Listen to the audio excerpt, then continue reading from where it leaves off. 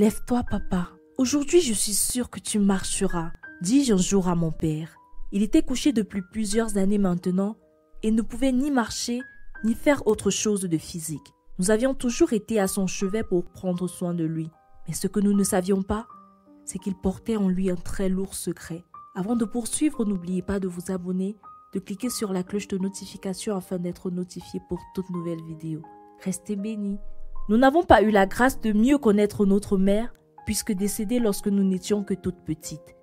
Mes sœurs et moi avions vécu avec notre père, mais dès l'âge d'adolescence, il avait eu un accident de circulation, suite à quoi il fut paralysé.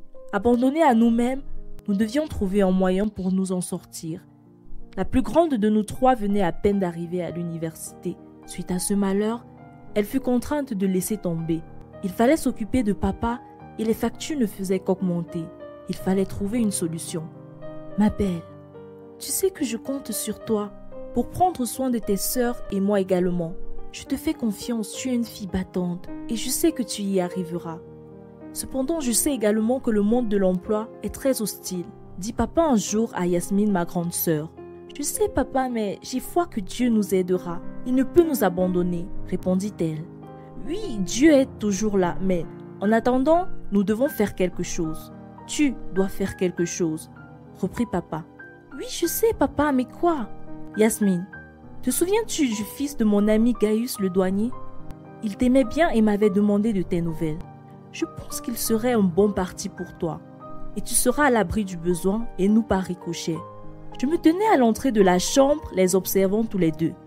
Ma sœur, sur le coup, n'eut aucune réaction concrète, mais se retira après avoir donné à papa ses médicaments. Je l'observais et constatais qu'elle était plus que troublée. Vas-tu accepter la proposition de papa? T'inquiète, je vous ai écouté, lui dis-je. À ces mots, elle sursauta et répondit. Je ne sais vraiment pas quoi faire. Je ne le connais même pas. Mais il semble que je n'ai pas autre choix. J'espère que tu me comprends, Brielle. Ma sœur décida donc de rencontrer son soi-disant bon parti et quelques semaines après, ils se marièrent. Mia, la petite dernière, était toute contente. Normal, elle était encore naïve. Je me retrouvais donc seule avec papa et Mia. Yasmine nous rendait rarement visite. La plupart du temps, elle se contentait d'envoyer de l'argent pour papa et puis pour nous-mêmes. Elle me manquait tellement. J'eus quand même l'occasion de discuter avec elle. Elle semblait heureuse, mais je pouvais voir dans ses yeux une lueur de tristesse. Dis-moi la vérité, Yasmine. S'il te plaît, j'ai besoin de savoir, lui dis-je. Mon bonheur est de vous voir heureux, répondit-elle. Tu me connais plus que quiconque et je sais que je ne pourrais pas te cacher quelque chose. Si mon malheur est de vous voir à l'abri du besoin, alors je préfère m'y accommoder. Elle prit ainsi la peine de m'expliquer comment les choses se passaient avec son mari. Il n'était pas un homme très ouvert et ne faisait aucun effort pour partager certains moments avec elle. Il se contentait seulement de lui faire quelques reproches ou quelques remarques quand cela lui enchantait. Était-ce si nécessaire que ça? Fallait-il vraiment sacrifier le bonheur de ma sœur pour être à l'abri du besoin? Pensais-je. Mon Dieu, pourquoi notre bonheur devrait-il toujours avoir une coloration de tristesse? Pourquoi, dis-moi? Nous méritons le bonheur, le vrai.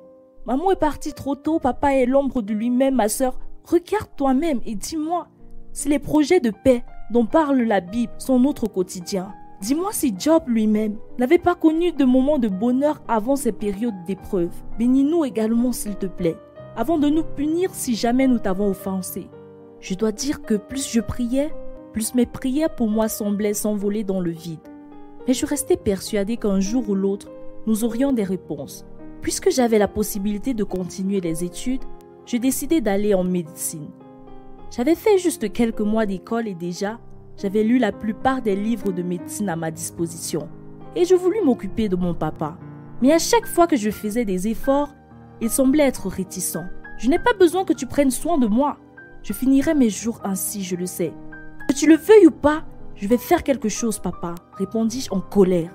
J'en fis part à ma grande sœur et nous décidions de faire venir à la maison un spécialiste, puisque le médecin de papa était parti pour sa spécialisation. Le médecin arriva pour la consultation, mais à notre grande surprise, mon père se mit en colère, lui demandant de s'en aller. Il n'avait rien à faire là, selon lui. Il fut si agité que le médecin dut partir. Je décidai à cet effet de prier. Pour moi, ce n'était pas normal. Il devait avoir quelque chose derrière. Mon père, peut-être était-il enchaîné par un tiers esprit, me dis-je. Père, je veux que tu brises de toute force et restaures la santé de papa. Mieux, expose tout ce qui contribue au malheur de cette famille. Amen. Les jours suivants, je pus calmer mon père et fis venir le médecin, qui après examen nous informa qu'il ne trouvait aucun problème chez mon père et que tout semblait tout à fait normal. Nous fûmes bien sûr surprises et ne comprit rien à rien. Un après-midi de retour à la maison, j'avais oublié certains de mes documents. Je trouvai mon père dans la cuisine, une tasse de thé à la main. Je fus choquée. Il se tenait sur ses 2 pieds. Mais comment était-ce possible? Lorsqu'il me vit, il fut tout troublé et se mit à balbutier. Je fis immédiatement signe à ma grande sœur qui arriva sur le coup. Et devant notre père, nous découvrîmes le secret le plus tordu que j'ai jamais entendu. Il nous avoua après insistance qu'il n'avait jamais été paralysé, mais se portait au contraire très bien.